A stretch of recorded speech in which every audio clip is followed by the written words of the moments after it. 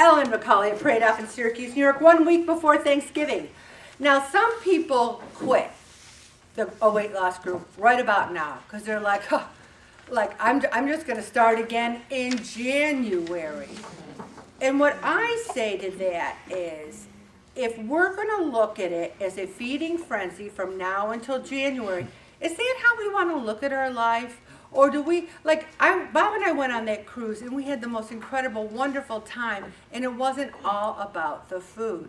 So if we look at Thanksgiving, and I always think we got to make choices. Why are you eating a roll? Don't eat a roll. Have the stuffing. Homemade stuffing, spend your calories on that because you don't have it every day. If you're making stovetop, I feel sorry for you. Wear a tight-fitting outfit. And don't starve yourself thinking, oh, I hardly will eat anything. Have some scrambled eggs for breakfast. And then even you can, guess what? You can exercise on Thanksgiving Day. No one's going to stop you. You can get up, you can walk, you can ride a bike. The usual Thanksgiving meal can be 3,500 calories.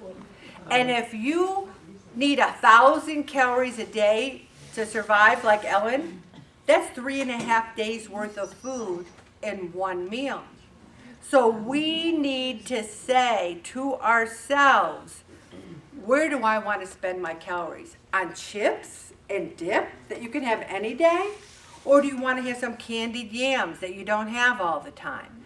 And what's wrong with having something of everything that you really like and enjoying it? You know, it's smaller portions and having a little bit of everything that you like, and savor it and enjoy it. No one wants to hear you're on a diet at Thanksgiving.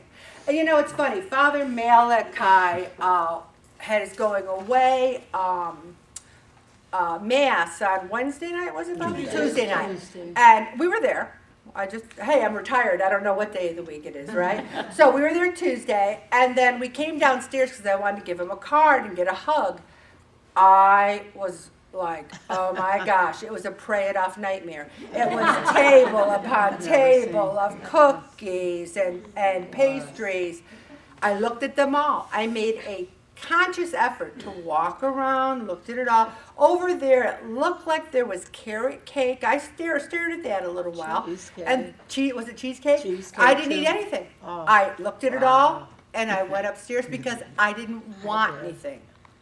I didn't want anything. I wasn't saying, oh, aren't you great, Ellen? I just didn't want anything. And you know, it's interesting. I went to see my nutritionist for my second month, and I'm like her new best friend. We just click. We're so in sync. I have a whole notebook where I print out all my fitness pals. I have my whole exercise log. I showed it to her. And then she gets this pen, and it's got a red, and a black, and a green. And I said, oh my gosh. And a blue. I said, I haven't seen a pen like this since I was in high school. It used to be my favorite. I love it. And she goes over to her drawer. She gets out a brand new pen in the case, and she goes, people know I like them, and whenever they find them, they get them for me. I want you to have it. I felt like she gave me $1 million because when I do your logs, I can press the red one. I got the blue. I mean, this is what I talk about, a little teeny gesture. And you know, I like to give people presents, and now I'm giving them presents that mean something. Something that was my mother's, perhaps, that I want to share with them, or something that has meaning.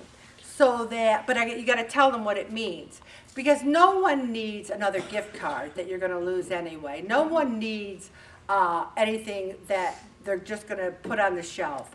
So I think gratitude. Oh, speaking of it, I gained two more pounds of muscle, which I'm thrilled at, and I'm doing really well there. I highly recommend it to all. Now, we're talking about gratitude, and I also want to mention tonight about sleep, because everyone talks about sleep and how it relates to your weight loss. And we're remodeling our bedroom, and we got those blinds that cancel out the light, and it's like night and day. And then I started putting earplugs in and wearing this little mask, and my deep sleep and my REM sleep jumped up.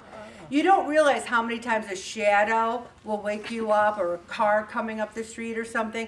So whatever it takes. I don't recommend medication though. Like so many people take Tylenol PM or things of that nature, because it does affect your REM and your deep sleep. Try to get natural sleep. There's people who have their heat in their house in the 70s. Our house has never been in the 70s ever. I mean, when it says you should sleep between 65 and 68, some people are trying to sleep in at 72, 73.